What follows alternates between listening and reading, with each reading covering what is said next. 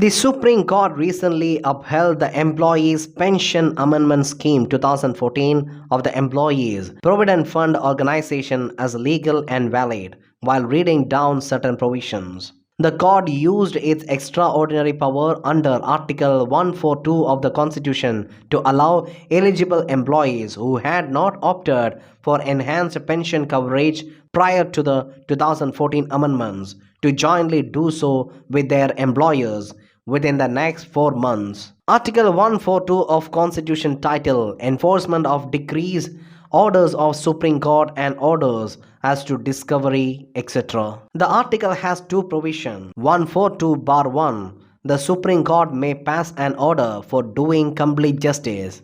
142 bar 2. It confers three different powers on the Supreme Court. They are securing the attendance of persons before it, discovery and production of documents, and investigation and punishment of contempt of itself. The objective of Article 142 bar 1 is that the Supreme Court must not be dependent on the executive of the enforcement of its decrees and orders. Such dependence would otherwise violate the principles of independence of the judiciary and separation of powers, both of which are part of the basic structure of the Constitution. In Supreme Court Bar Association Union of India, it was decided that this article cannot be used to override the existing law, but only to supplement the law, and can be invoked for procedure purposes only.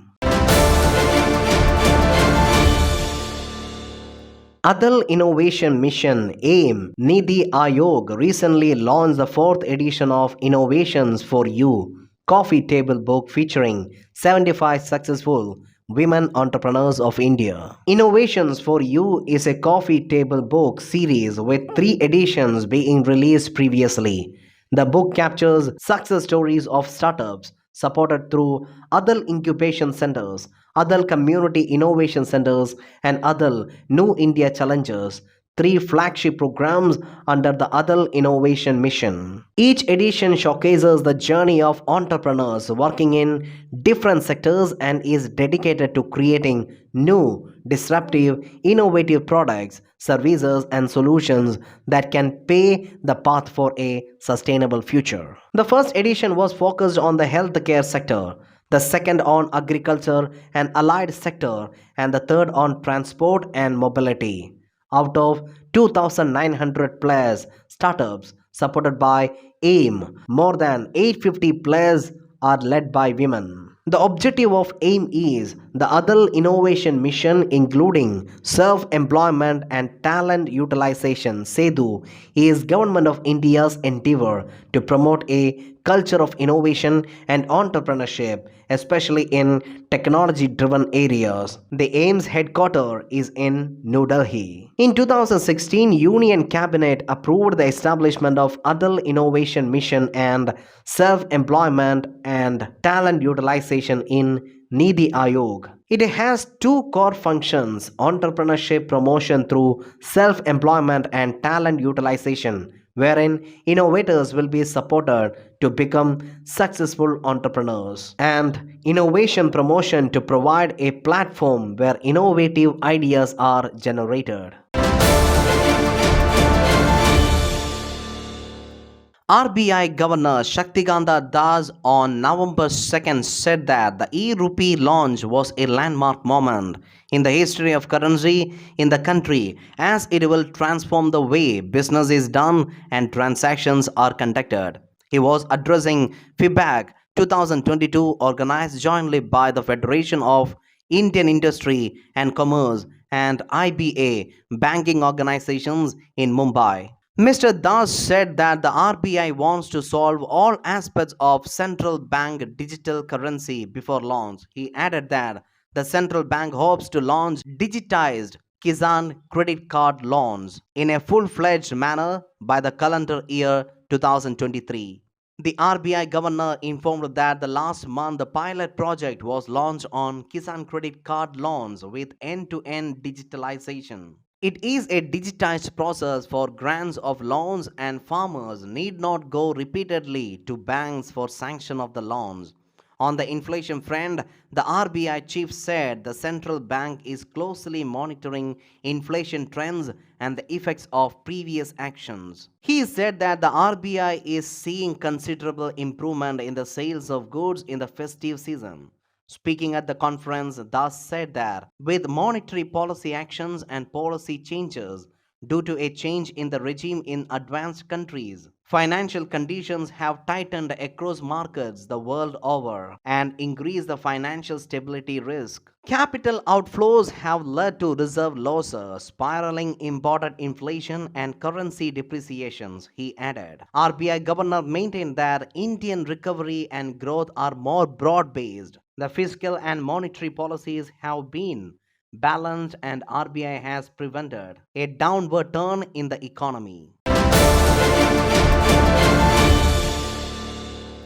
More than 20,000 schools were closed across the country during 2020-21, while the number of teachers also declined by 1.95% in comparison to the previous year, according to a new report by the Ministry of Education. The Unified District Information System for Education Plus UDISC Plus report on school education in India for 2021-22 also pointed out only 44.85% schools had computer facilities, while nearly 34% had internet connection.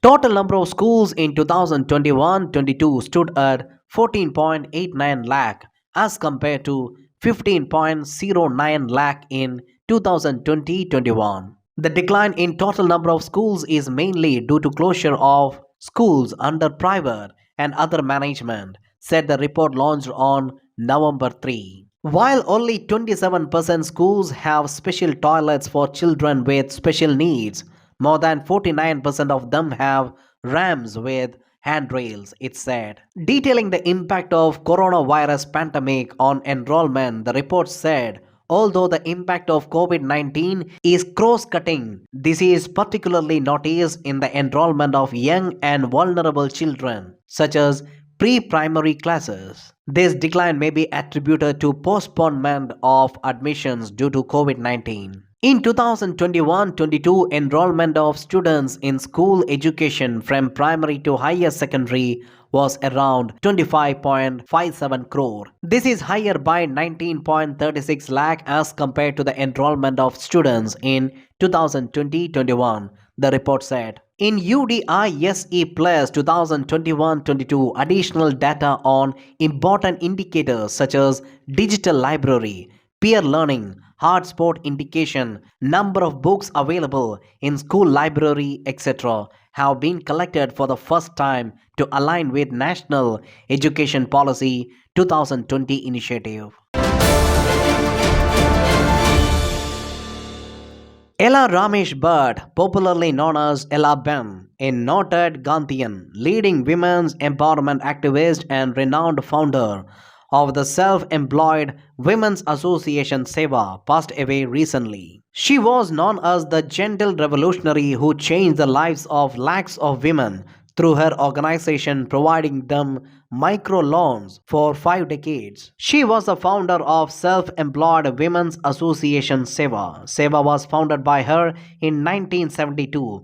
It is one of the largest cooperatives working for women, with a base of over 2 million members from around 18 states in the country and in neighboring nations. She headed the women's wing of Majur Mahajan Sangh, the textile labor association founded by Anasuya Sarabhai and Mahatma Gandhi. She was a chairperson of Sabarmati Ashram Memorial and Preservation Trust, also co-founded the Women's World Banking, a global network of microfinance organizations of which she was chairperson from 1984 to 1988. She was also nominated to Rajya Sabha, was a member of Planning Commission and was advisor to organizations like World Bank. In 2007, she joined Elders, a group of world leaders founded by Nelson Mandela to promote human rights and peace. She was a recipient of Padma Bhushan, Ramon Magsaysay Award and Indira Gandhi International Prize for Peace,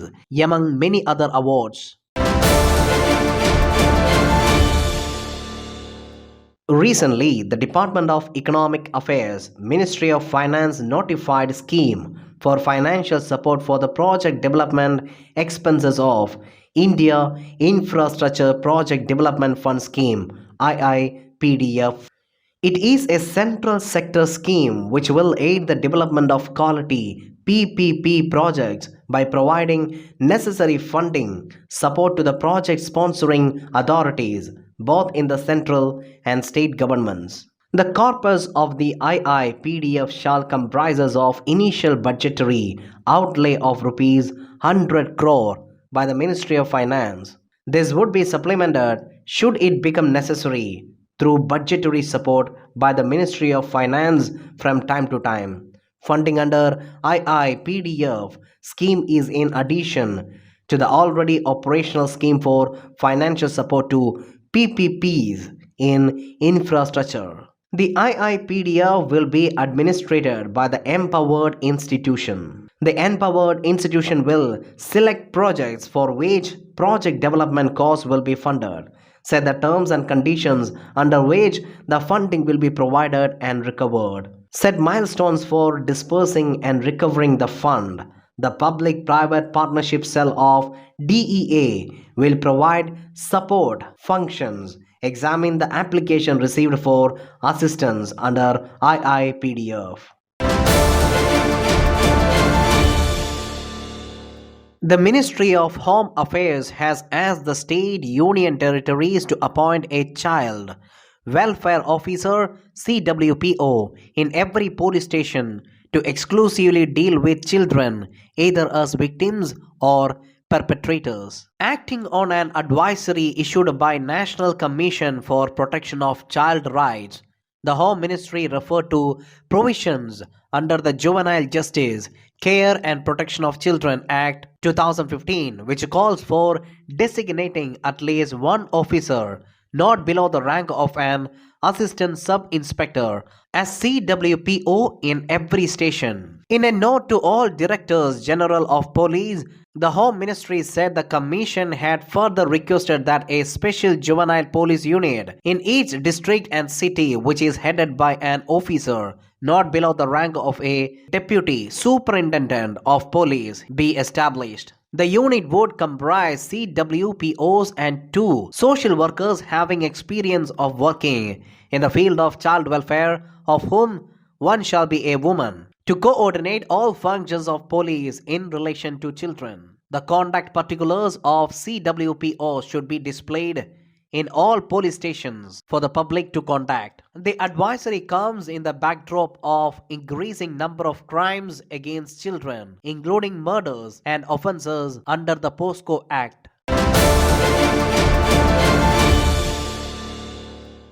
Union Cabinet has approved nutrient-based subsidy rates for phosphatic and potassic (P&K) fertilizers for Rabi season 2022-23. The new rate will be effective from 1st of last month to 31st of March next year.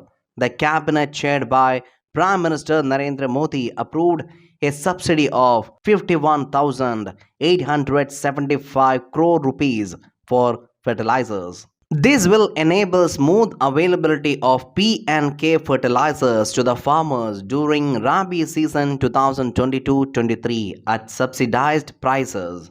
The decision will help the agriculture sector. The volatility in the international prices of fertilizers and raw materials has been primarily absorbed by the Union government. The cabinet was also apprised of a memorandum of understanding signed between India and Denmark on cooperation in the field of water resources development and management.